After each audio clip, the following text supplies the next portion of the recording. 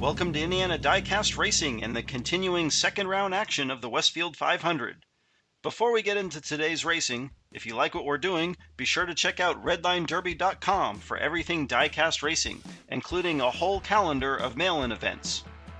Also check out the Diecast Sports Network, hosted on Chaos Canyon for weekly summaries of ongoing YouTube action, and the semi-monthly Diecast Racing Report, a great newsletter that covers a wide range of diecast racing topics.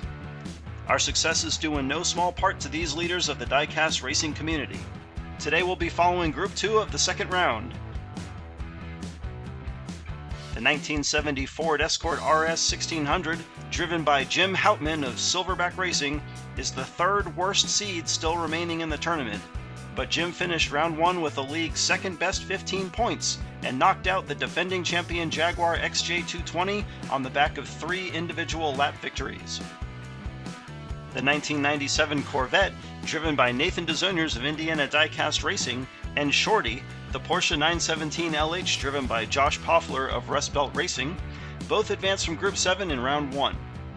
Josh seemed like he was on his way to an easy group win until an untimely wreck on lap 3.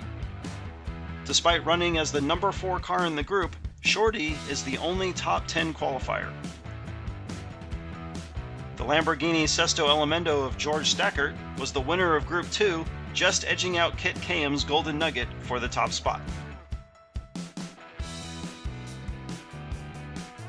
Jim and Nathan assume the front row for lap 1. Jim sideways and they get bunched up. Jim leads a tight group to the triangle and he's going Herbie style. No one seems to be able to make a pass and they finish close together, but in starting order. Another near disaster averted in Diagon Alley, and Jim will win this one driving in reverse. Kinda smart, cause that way he can see everyone trying to pass. Or he was just that confident and starting taunting super early. They line back up for lap 2 with Jim facing the right direction. Again, they stay close through Diagon Alley. Jim gets sideways and Nathan makes the pass. They're bumper to bumper and Nathan veers off the track. Jim wins again. Jim slides headed to the triangle and they clump together. Nathan pushes Jim up the track and opens the door on the inside lane. It seems like Nathan's going to cruise to a win when he suddenly blows a tire and careens off the side of the track. Nathan's drivers all seem to have problems with that final straight. I'm thinking they may be running with too much air pressure, so we'll have to see what adjustments they make for lap 3. Jim builds a commanding lead after 2, and Nathan's wreck will put him at a severe disadvantage going forward. Josh joins Jim up front for lap 3. Jim and George jump out front. Whoa, Jim is all over the place and George takes the lead. For the second lap in a row, Jim gets squirrely headed to the triangle, and this time the Lambo takes advantage. George wins easily, and Josh Poffler claims second. Jim is stopped on the final straight, and oh no, Nathan has again left the track. Jim narrowly avoids a catastrophic wreck, but loses so much speed both Jim and Josh are able to get around him. We're not quite sure what happened to Nathan's Corvette, but that second donut means his tournament is over. Going into lap 4, it's a 3-car race for 2 spots in the next round.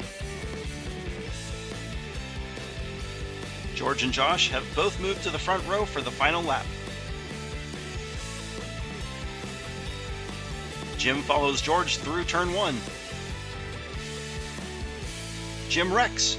George and Josh fly past, and that's really going to change the final standings.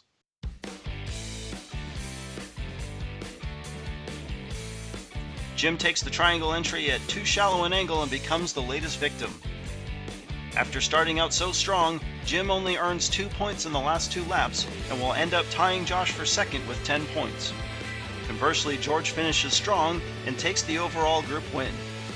I think Nathan's team will head back to the garage wondering how their great round 1 performance just didn't translate this go-round. All this means is we've got another runoff. Jim will have the inside lane based on points earned in round 1.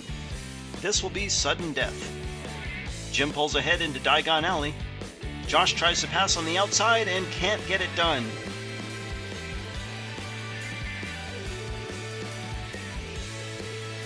And I'm afraid that's going to be his only chance as Jim cruises to the win. Josh made a great move to the outside trying to take advantage of Jim's loss of speed, but Jim is able to block as they come around the corner.